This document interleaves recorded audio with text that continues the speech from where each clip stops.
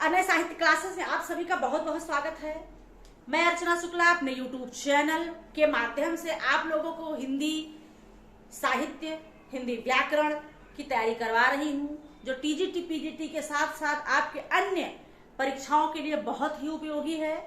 तो आइए हम आप लोगों को आज आचार्य रामचंद्र शुक्ल ने अपने हिंदी साहित्य के इतिहास में भक्ति काल की चर्चा की है, उसका इन्होंने किस प्रकरण में किस की चर्चा की है, इसकी चर्चा आज हम अपने क्लास में करेंगे। तो आचार्य रामचंद्र शुक्ल का ग्रंथ है हिंदी साहित्य का इतिहास। इसके लेखक है आचार्य रामचंद्र शुक्ल। और भक्ति काल, जिसे पूर्व मध्यकाल आचार्य हजारी प्रसाद द्विवेदी ने कहा है, और इसका समय संवत 1375 से 1700 तक है।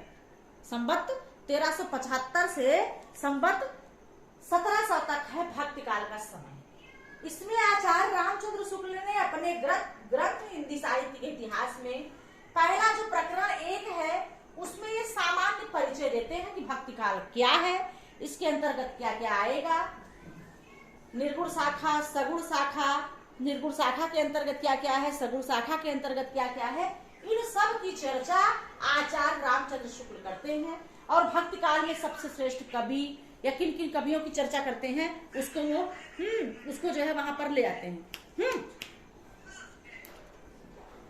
तो इस प्रकार से सामान्य परिचय की बात हो गई। दूसरा है प्रकरण 2। प्रकरण 2 में इन्होंने ज्ञानाश्रयी शाखा, जो निर्गुण काव्यधारा के अंतर्गत 2 शाखाएं हैं, एक तो ज्ञानाश्रयी शाखा है और दूसरा है प्रेम मार्गी शाखा।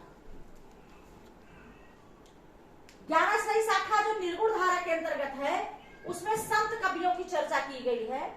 और संत कवियों में सबसे महत्वपूर्ण स्थान किसे दिया गया, इसके संस्थापक किसे माना जाता है, कबीर दास को। किसको माना जाता है, कबीर दास को।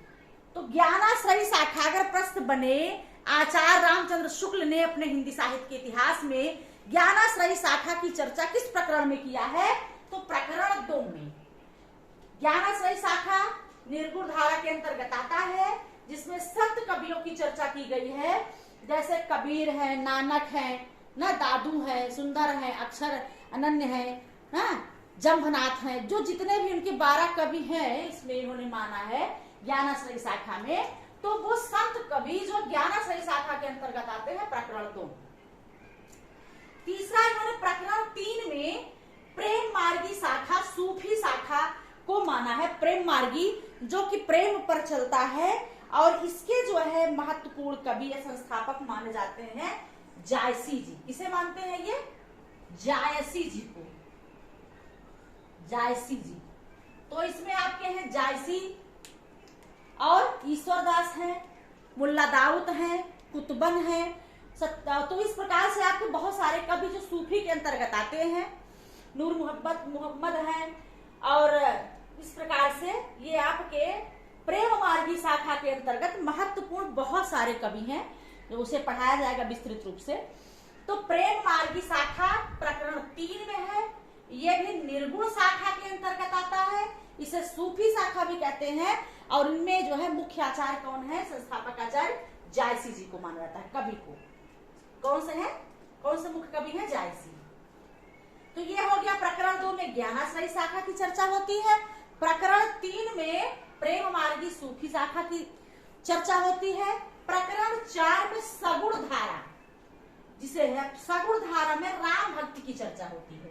किसी होती है, राम भक्ति शाखा की चर्चा प्रकरण 4 में होता है। किसमें होता है, प्रकरण 4 में राम भक्ति शाखा की चर्चा होती है। इसको यहां लिख दे रहे हैं, जगह है। सगुण धारा राम भक्ति शाखा, राम भक्ति शाखा, इसमें जो है कहा जाता है भक्ति दक्षिण उपजी लायो रामानंद, प्रकट किया कबीर ने सप्तदीप नौखंड। एक रचना है, ये काव्य पंक्तियां हैं, जो माना जाता है कि राम भक्ति शाखा के संस्थापक आचार्य किसे माना जाता है, माना जाता है रामानंद जी। भक्ति द्रावड़ी उपजी, तो रामानंद। भक्ति द्रावड़ी उपजी लाए रामानंद, प्रकट किया कबीर ने सप्तदीप नौ खंड। तो भक्ति को यहाँ पर लाने का जो महत्वपूर्ण काम किसने किया है? रामानंद ने। और रामानंद राम भक्त के शाखा के संस्थापक आचार्य थे। रामानंद ने भक्ति को भारत में लाया और कबीर दास ने इसे पूरे भारत में इसको फैलाया, पूरे विश्व में। तो ये है प्रकरण 4 सगुणधारा राम भक्ति शाखा। सप्तदीप और 9 खंडों में किसने चर्चा की? इसको फैलाया कबीर दास ने। लाने का काम किसने किया है? जो है भक्ति को रामानंद ने।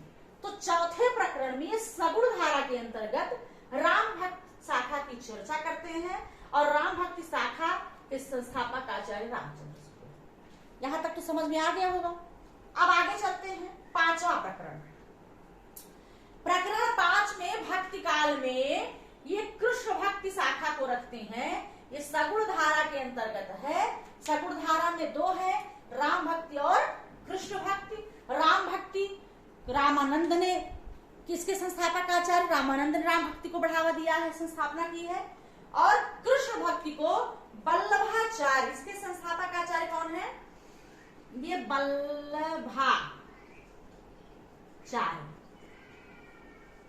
वल्लभाचार्य कृष्ण भक्ति शाखा के संस्थापक आचार्य हैं। और वल्लभाचार्य कृष्ण भक्ति शाखा का प्रचार प्रसार करते हैं। वल्लभाचार्य ही कृष्ण भक्ति शाखा के जो है प्रवर्तक है। तो 5वें में कृष्ण भक्ति शाखा की चर्चा की गई है, सगुण काव्य धारा के अंतर्गत है। चौथे प्रकरण में सगुण धारा के अंतर्गत राम भक्त की चर्चा होती है। छठा जो इनका प्रकरण है आचार्य रामचंद्र शुक्ल के हिंदी साहित्य के इतिहास में, जो छठे प्रकरण में चर्चा करते हैं, उसमें भक्ति काल की फुटकल रचनाएं।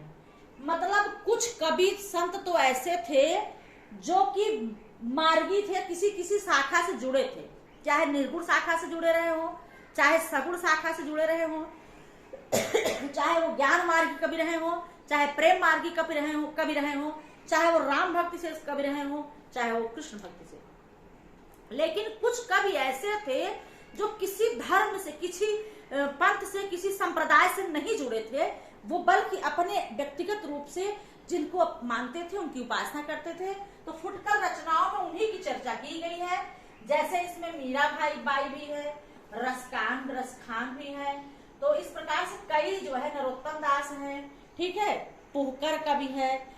तो तमाम प्रकार के कवि, पुहकर नहीं सॉरी, तो इस प्रकार से इसमें तमाम प्रकार के हैं कवि जो कि भक्ति काल की फुटकल रचनाओं में जो किसी संप्रदाय के अंतर्गत नहीं आते हैं, वो संप्रदाय निरपेक्ष है। और उनकी चर्चा जो है आचार्य रामचंद्र शुक्ल ने अपने हिंदी साहित्य के इतिहास में प्रकरण 6 में उनकी चर्चा की है। अब वो सगुण धारा के अंतर्गत है, ठीक है।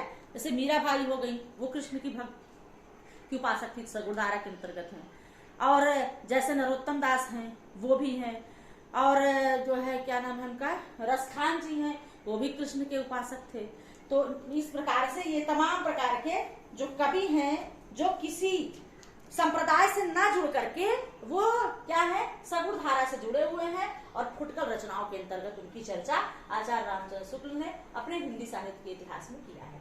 तो ये आचार्य रामचंद्र शुक्ल के अनुसार हिंदी साहित्य का इतिहास भक्ति काल के प्रकरणों में जो बंटवारा किया गया है, उसको मैंने आपको ग्राफ के आधार पर आपको बताया है। इसको अच्छी तरह से आप देख लीजिए। और मुझे विश्वास है कि आप लोगों को हमारी कक्षाएं बहुत पसंद आती होंगी। तो लगातार आप मेरी कक्षा को शेयर करते रहें, लोगों को मेरी कक्षाओं से जोड़िए। प्लीज आप लोगों से हाथ जोड़ के विनम्र निवेदन है। और लगातार आप हमारे चैनल से जुड़े रहें। आज की कक्षा में इतना ही, फिर अगली कक्षा में आपसे मिलते हैं। तब तक के लिए धन्यवाद।